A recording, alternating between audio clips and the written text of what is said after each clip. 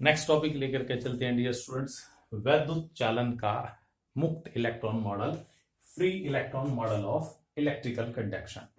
सबसे पहले समझिए कि वैद्युत चालन होता क्या है।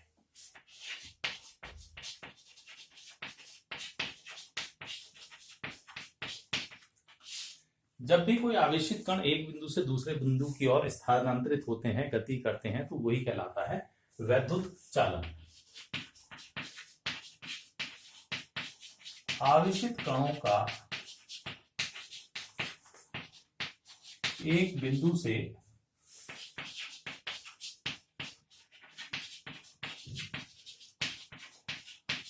दूसरे बिंदु पर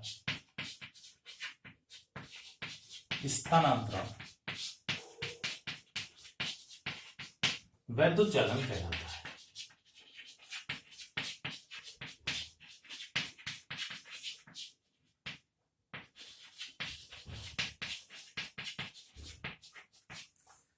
अब आता है वैद्युत चालन का मुक्त इलेक्ट्रॉन मॉडल।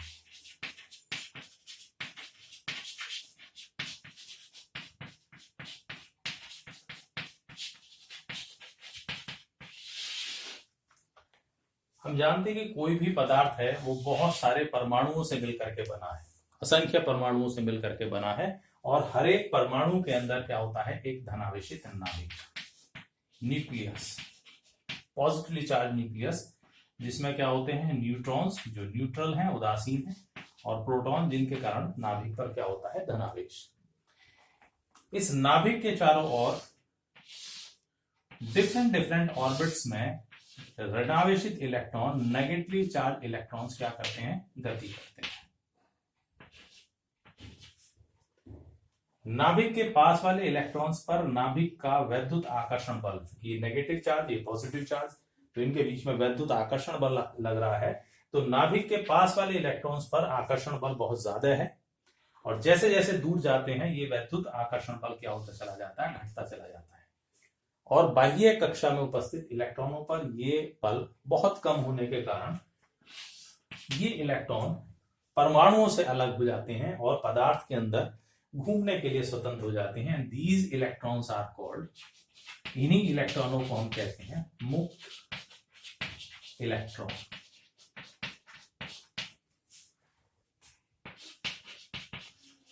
फ्री इलेक्ट्रॉन्स, इनको हम चालन इलेक्ट्रॉन भी कहते हैं, चालक इलेक्ट्रॉन भी कह देते हैं।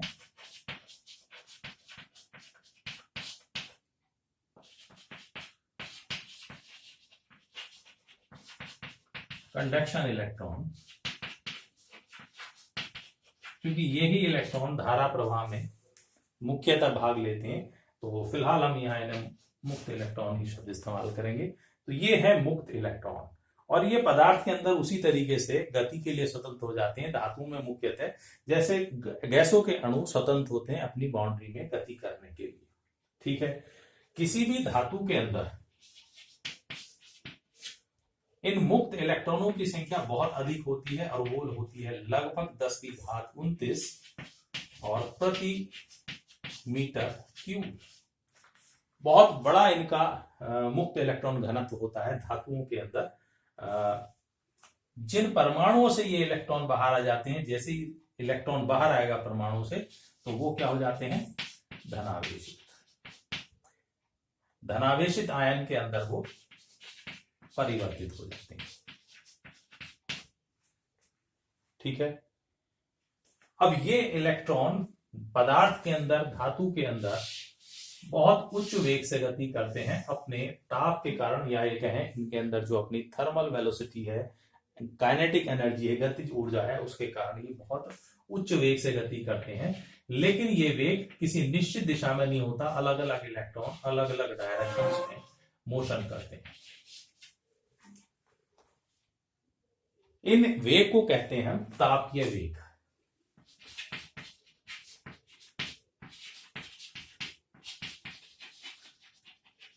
Thermal velocity. और इन मुक्त इलेक्ट्रॉनों का जो तापीय वेग है वो बहुत उच्च होता है, दैट इज 10⁵ मीटर प्रति सेकेंड। बहुत उच्च वेग से गति करते रहते हैं, लेकिन ये रैंडम मोशन है, अनियमित गति है, और इस कारण से इन मुक्त इलेक्ट्रॉनों का किसी भी निश्चित दिशा में औसत तापीय वेग क्या रहता है, शून्य। मान लीजिए हम n इलेक्ट्रॉन्स लें और उनका तापीय वेग u1, u2, u3 और un है, तो इनका अगर औसत निकालें, एवरेज वैल्यू निकालें, तो दैट इज ऑलवेज 0। इसीलिए केवल इन गति के कारण कोई धारा का प्रवाह चालक के अंदर नहीं होता है। जैसे ही हम चालक के सिरों पर विभवांतर लगाते हैं,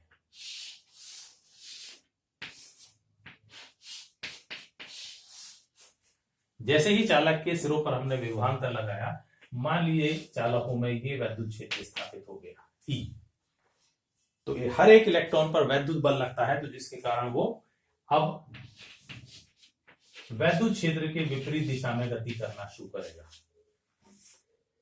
लेकिन चूंकि धनायन और परमाणुओं से टकराते हुए ये निरंतर त्वरित गति नहीं कर पाता, चला यहां से चलना शुरू किया, किसी धनायन से टकराया, फिर उसी डायरेक्शन में चलेगा, बल चूंकि लग रहा है लगातार, फिर टकराएगा, तो लगातार गति करता है, लेकिन नियमित गति यानी त्वरित गति नहीं हो पा रही, तो ये एक एवरेज वेग से गति कर पाता है, औसत चाल से गति कर पाता है। इस औसत चाल को हम कहते हैं अनुगमन वेग।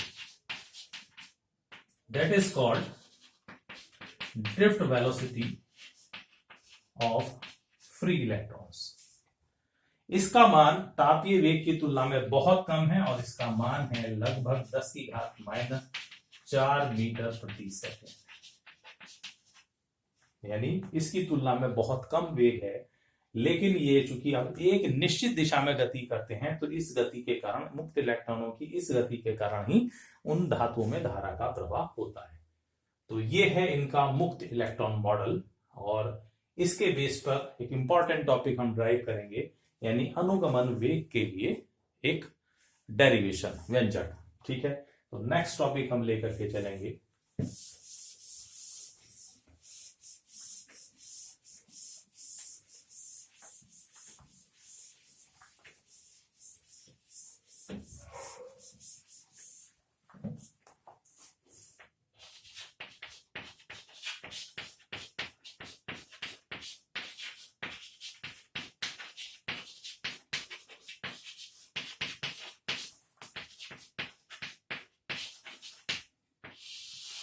अनुगमन वेग के लिए व्यंजक, and that is an important topic, अपना आप में एक इंपॉर्टेंट टॉपिक है। हम एक चालक लेकर के चल रहे हैं, जिसकी लंबाई हमने ली है L, इसका अनुप्रस्थ क्षेत्रफल लिया है A, और इसके प्रति एकांक आयतन में मुक्त इलेक्ट्रॉन की संख्या m।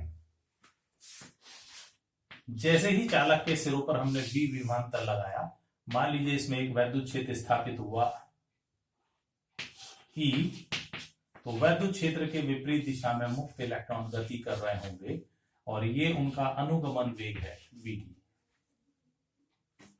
तो इसी के लिए हम डेरिवेशन लेकर के चलेंगे। ठीक है,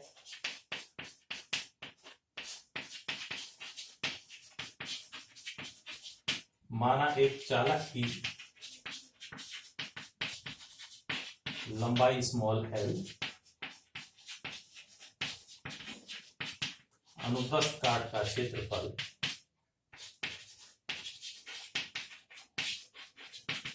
कैपिटल A तथा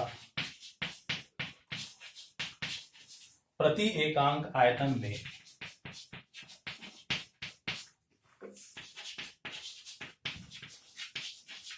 मुक्त इलेक्ट्रॉनों की संख्या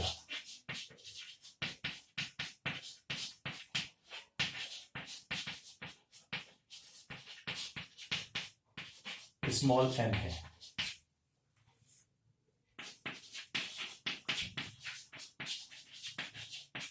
जब चालक के सिरों पर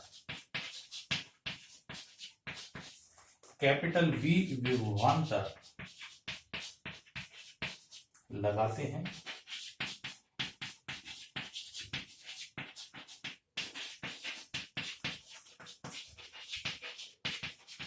तब चालक में उपस्थित मुक्त इलेक्ट्रॉन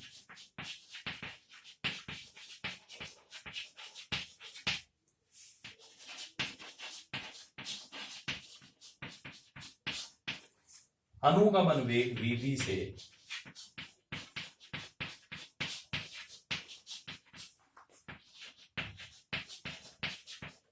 गति करते हैं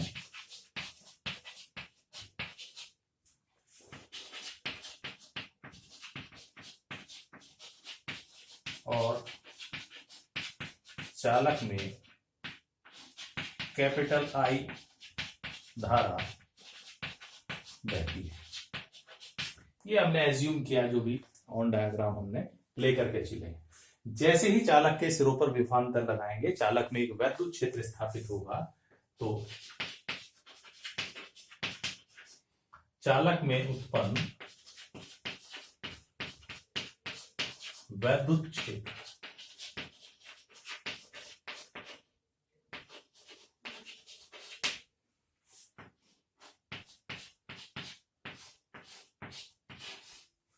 E इज इक्वल टू होगा V/L। इतना वैद्युत क्षेत्र चालक में उपस्थित हुआ है, और वैद्युत क्षेत्र के कारण हर इलेक्ट्रॉन पर क्या लगेगा? वैद्युत बल। तो प्रत्येक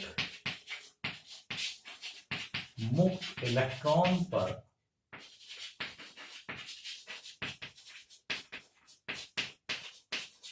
कार्यरत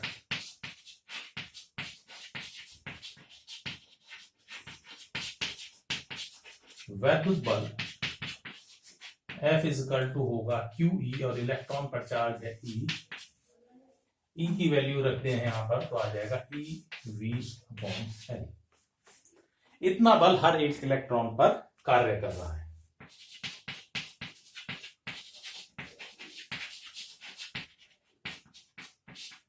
यदि इलेक्ट्रॉन का द्रव्यमान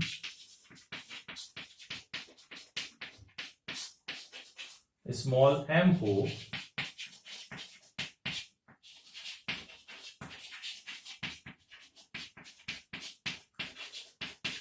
तब इलेक्ट्रॉन का त्वरण, तो हर इलेक्ट्रॉन पर त्वरण कार्य कर रहा होगा A is equal to F/m। अगर ये वैल्यूज रख दी जाए, A बराबर आ जाएगा, F की जगह रखिएगा तो EV/ml, and this is equation number first. इतना त्वरण हर इलेक्ट्रॉन पर कार्य कर रहा है।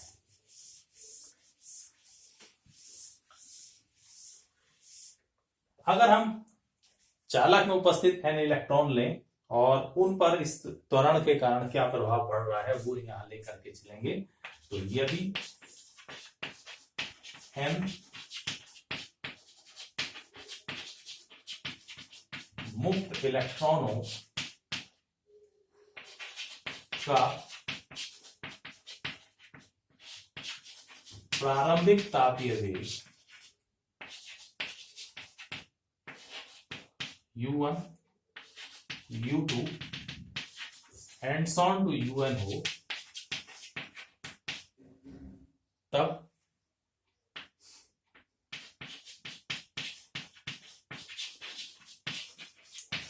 शांति काल टॉप के बाद वेग। शांति काल क्या चीज है? This is called relaxation time. जब मुक्त इलेक्ट्रॉन गति करना प्रारंभ कर रहे हैं, तो यहां से चलते हुए वो धनायन से टकराता है, फिर त्वरित गति करेगा, वेग शून्य हो गया है, यहां फिर किसी धनायन से टकराएगा। ये लगातार पॉजिटिव चार्ज से आयन से टकराता रहता है। तो किन्हीं दो टक्करों के बीच का जो औसत समय है, that is called relaxation time, यानी शांति काल। तो हर एक टक्कर के लिए या हर इलेक्ट्रॉन के लिए शांति काल में उसका वेग v1 बराबर होगा v बराबर u plus a। Equation use कर रहे हैं, तो that is u1 plus a into tau. दूसरे पार्टिकल के लिए v2 is equal to u2 plus a into tau and so on. और इसी तरीके से vn इज इक्वल टू होगा un plus a into tau. अगर इन सब का औसत निकाल लिया जाए वेगों का, तो वही कहलाता है अनुगमन वेग, means drift velocity.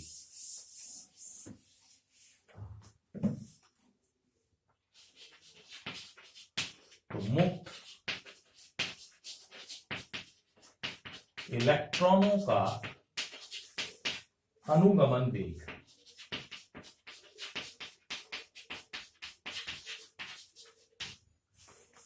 VD equal to होगा V1 plus V2 and so on to VN and divide by N। Value substitute करते चले जाएं तो that is V1 is equal to है U1 प्लस A इंटू टॉ। इसी तरीके से V2 के लिए U2 plus A into tau and so on, और Vn के लिए UN plus A into tau divide by N। अगर U स्टेप एक साथ ले लें तो we can write U1 plus U2 and so on to UN divide by N, और A टॉ N स्टेप्स में आ रहा है तो N इंटू A टॉ और अपॉन N, N से N कैंसिल,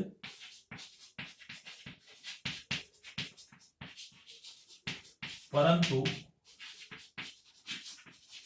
औसत तापीय वेग U1 plus U2 and so on to UN